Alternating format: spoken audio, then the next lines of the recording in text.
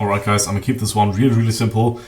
I'm usually not one of the people to make such videos about such topics where something is not working anymore and making some huge drama, but I won't be doing you a disservice if I didn't make this video right now, provided that you're using Instagram or your plan is to use Instagram to get more leads for your agency, whatever business. If you don't use Instagram right now, you're not planning to use it at all, then just click off this video. It would just be a waste of time for you, honestly. But Instagram cold outreach with DMs is dead. Why? It is dead because you're landing in the hidden request way too often and it's unpredictable to get out of the hidden request. For those of you who don't know Instagram, you basically have multiple folders, and there's a good folder called primary inbox where the people see your messages enough, basically half of the time, more than that, depending on the people that you're messaging. And then there's a shit folder, a shit folder which is like the request tab, but people still see the messages. You might get 10 or like 8 to 30% of the people seeing your messages, and then there's like a really shit folder which is called hidden requests, where you got like 4% of people seeing your messages, meaning you send 100 messages out and 4 people see them. Previously, and by the way, I've done Instagram outreach for like 8-9 months straight, and I've tracked data, and I've gotten to a point where I've booked 3 calls per 100 messages being sent. So 3 calls, not 3 people replying positively, 3 calls from that. And that's obviously quite good, but now that doesn't work anymore because unpredictably Instagram is putting you into hidden requests on accounts. Why does it do that? It does that because the algorithm is now not caring about how much DMs do you send, how much do you use your account like a normal person, how much content do you post, how much do you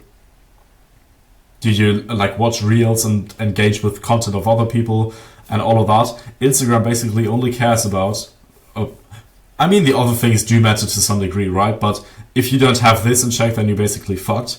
And the thing that Instagram does care about a lot, meanwhile, is that when you reach out to people, it's going to check how many of those people reply to your messages. And with outbound, chances are you don't have half the people replying to your messages, which would just honestly be extremely unrealistic for outbound because the people don't fucking know you, right?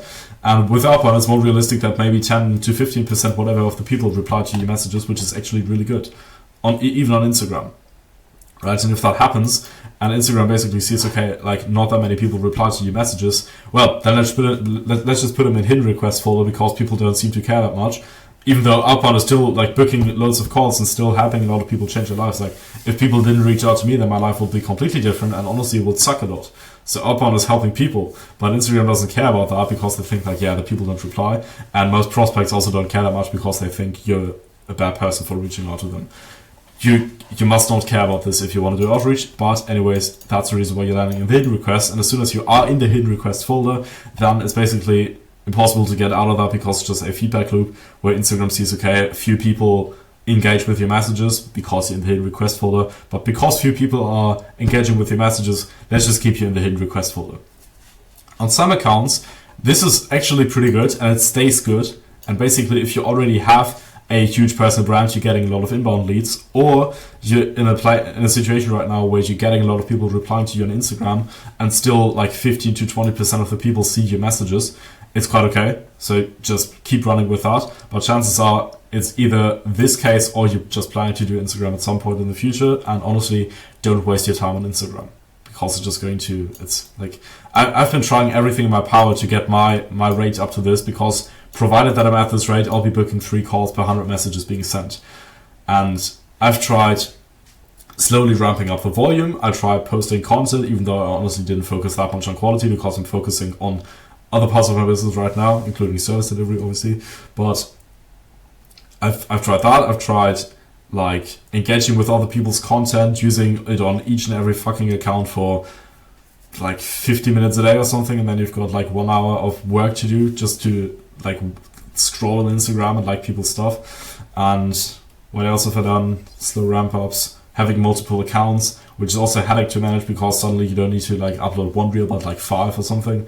Also like make sure that the accounts are not getting banned and all of that, and it's costing you a huge amount of time, and it's literally it's just a waste of time and energy to do it.